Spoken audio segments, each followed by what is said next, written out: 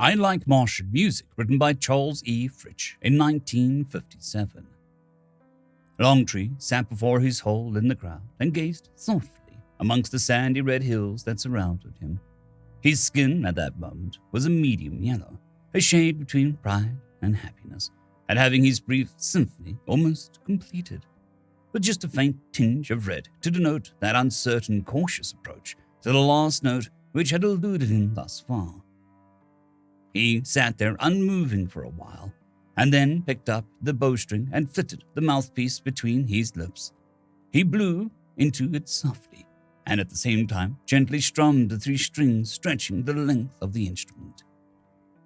The note was a firm, clear one, which would have made any other musician proud. But Longtree frowned, and at the disappointment his body flushed a dark green and began taking on a purple cast of anger. Hastily, he put down the bowstring and tried to think of something else.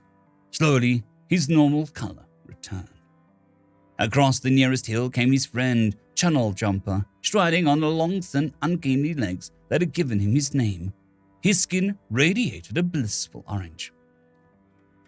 "Longtree!" Channel Jumper exclaimed enthusiastically, collapsing on the ground nearby and folding his legs around him. "How's the symphony coming?" "Not so good," Longtree admitted sadly, and his skin turned green at the memory. "If I don't get the last note, I may be this color for the rest of my life." "Why don't you play what you've written so far? It's not very long, and it might cheer you up a bit." "You're a good friend, Channel Jumper," Longtree thought. "And when Red Sand and I are married and after the music festival, we'll have you over to our hole for dinner." As he thought this, he felt his body take on an orange cast, and he felt better.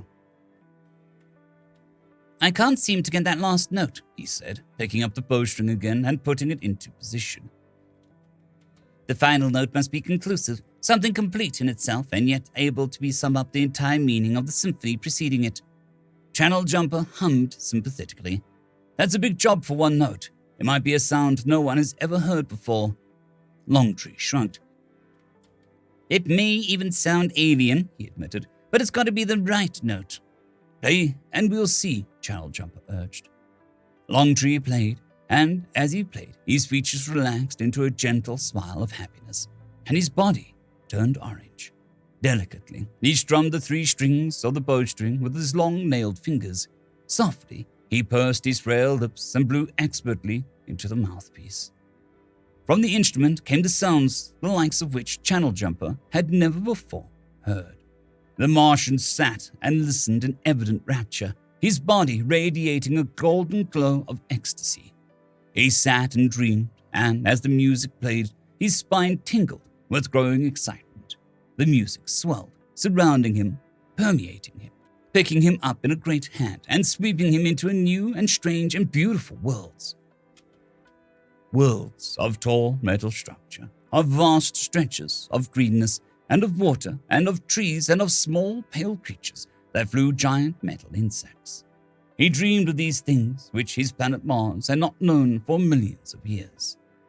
After a while, the music stopped, but for a moment neither of them said anything. At last, Channel Jumper sighed. "It's beautiful," he said. "Yes," Longtree admitted. "But," Channel Jumper seemed puzzled, "but somehow it doesn't seem complete, almost, but not quite, as though... Longtree sighed. "One more note would do it. One more note. No more, no less. At the end of the crescendo should tie the symphony together and end it. But which one? I've tried them all. None of them fit." His voice had risen higher in his excitement, and Channel Jumper warmed. "Careful, you're beginning to turn purple." "I know," Longtree said mournfully, and the purple tint changed to a more acceptable green. "But I've got to win first prize at the festival tomorrow. Red Sand promised she'd marry me if I did." "You can't lose," Channel Jumper told him, and then remembered. "If you can get that last note." "If," Longtree echoed despairingly, as though his friend had asked the impossible. "I wish I had your confidence, Chan. You're orange most of the time. Well, I'm spectrum." "I haven't your artistic temperament," Channel Jumper told him. "Besides, orange is such a homely color, I feel ashamed to have it all the time." As he said this, he turned green with shame, and Longtree laughed at the paradox. Channel Jumper laughed too, glad that he had diverted his friend's attention from the elusive and perhaps non-existent note. "Did you know that the space rocket is due pretty soon?" he said. "Perhaps even in time for the music festival." "Space rocket? Oh, I forgot that you were busy composing and didn't get to hear about it," Channel Jumper said. "Well, Big Wind, who has a telescope in his hold, told me a rocket is coming through space towards us, possibly from the third planet." "Oh," Longtree said, not particularly interested. "I wonder if they'll look like us," Channel Jumper wondered. "If they're intelligent, of course they will," Longtree said certainly, not caring. "Their culture will probably be alien, though, and their music." He paused and turned a very deep piano. "Of course, they might even be able to furnish the note that I need to complete my symphony." Channel Jumper shook his head. "You've got to compose it all yourself," he reminded, "or you don't qualify. And if you don't qualify, you can't win. And if you don't win, you can't marry Red Sand." "But just one little note," Longtree said. Channel Jumper shrugged helplessly and turned sympathetically green. "I don't make the rules," he said. "No. Well," Longtree went on in a sudden determination, "I'll find that last note if I have to stay permanently purple." Channel Jumper shuddered jestingly at this, but remained pleasantly orange. "And I'll leave you alone so that you can go to work," he said, unfolding himself. "Goodbye," Longtree said, but Channel Jumper's long legs had already taken him over to the nearest sand dune and out of sight.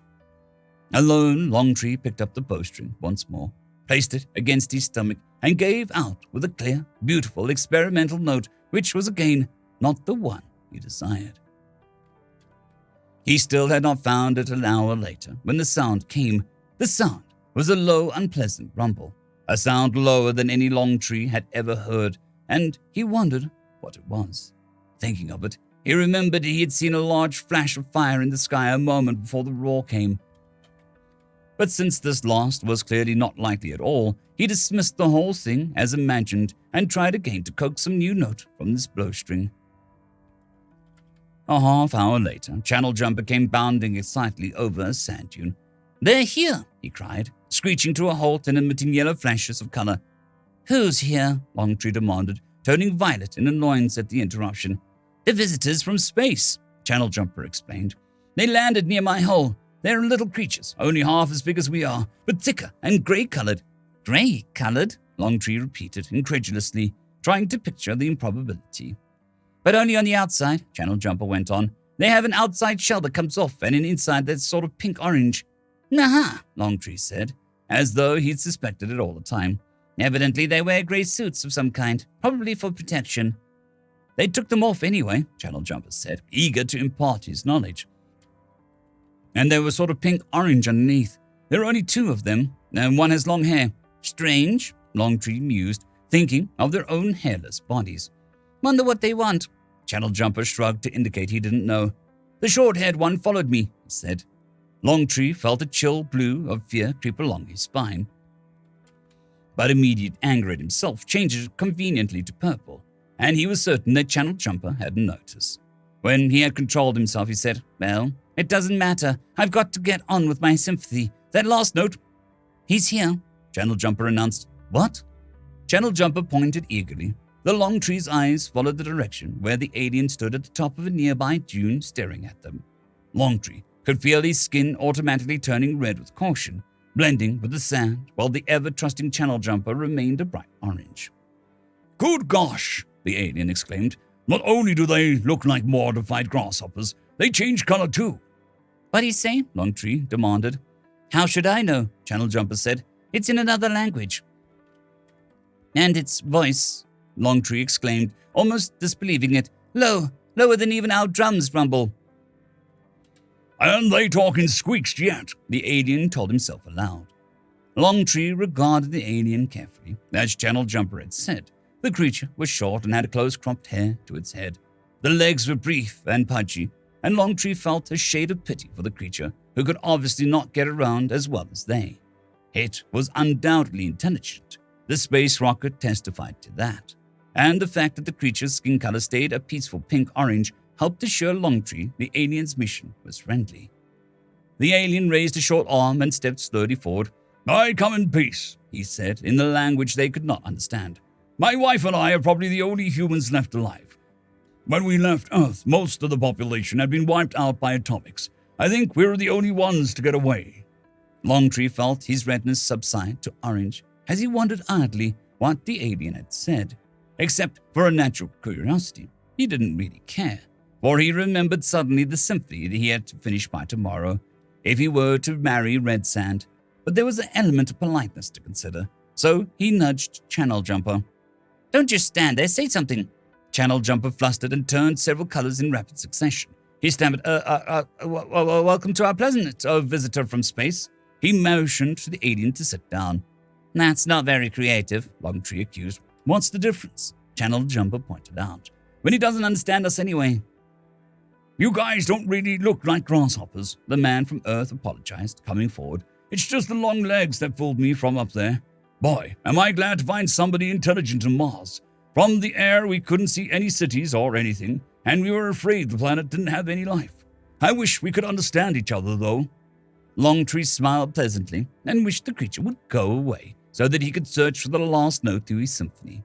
He picked up his blowstring so the alien wouldn't sit on it. "Play for him," Channel Jumper suggested, seating himself by segments. "Just the last part to see if he reacts. Music is universal, you know."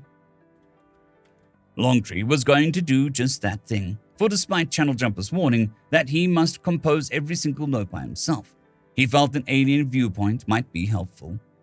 He started playing. Channel Jumper sat, dreaming, glowing radiantly, but the alien seemed somewhat perturbed by the music and fidgeted nervously.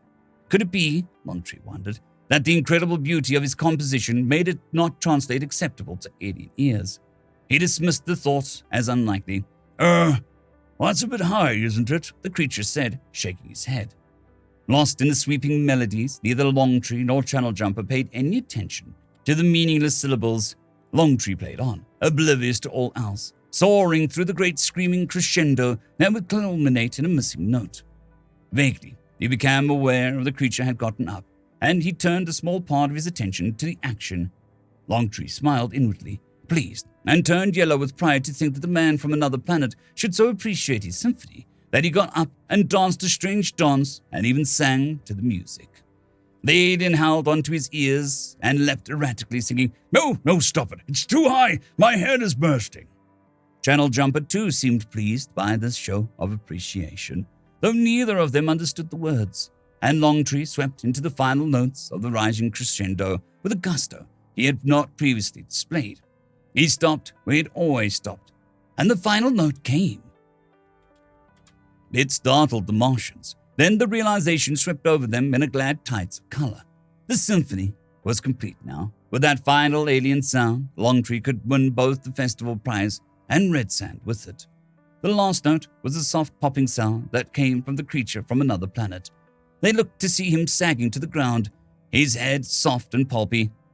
"My symphony is complete," Longtree exclaimed jubilantly, a brilliant yellow now. But Channel Jumper's yellow happiness was tinged with green. "A pity," he said. "The creature had to give his life in exchange for that note." "I believe it really wanted to," Longtree said, turning solemn. "Did you see how it danced to the music, as though in the throes of ecstasy, and it didn't change color once? It must have died happy to know that it gave itself to a good cause." "You could probably get by with just claiming the use of the creature as an auxiliary instrument," mused Channel Jumper practically once more, "and eliminate any claim that he might have assisted you. But what about the festival? This one looks as though he doesn't have another note in him." "There's the other one," Longtree reminded. "The one with the long hair. We can save that one until tomorrow." "Of course," Channel Jumper agreed, standing up. "And I'll go get it, and you can keep it safe here in your hold until tomorrow night." "You're a good friend, Channel Jumper," Longtree began, but the other was already bounding out of sight and over the dune. Blissfully, he raised the bowstring into position and played the opening notes of his symphony. The alien lay unmoving with its head in a sticky puddle, but Longtree took no notice. He didn't even consider that after the festival he would never be able to play his symphony again in all its glorious completeness. His spinal column tingled pleasantly, and his skin turned a golden yellow of unbearable happiness. The music was beautiful. End of story. I'd quickly like to thank the T5 peeps: Cold War Boomerwaffen, Severin Cerberus, Bushmaster 177, Henry the Red, Caspar Arnholtz, Cold War Boomerwaffen, Elijah Silvercross, Dragzoon WRE, and Severin Cerberus. Thank you very much.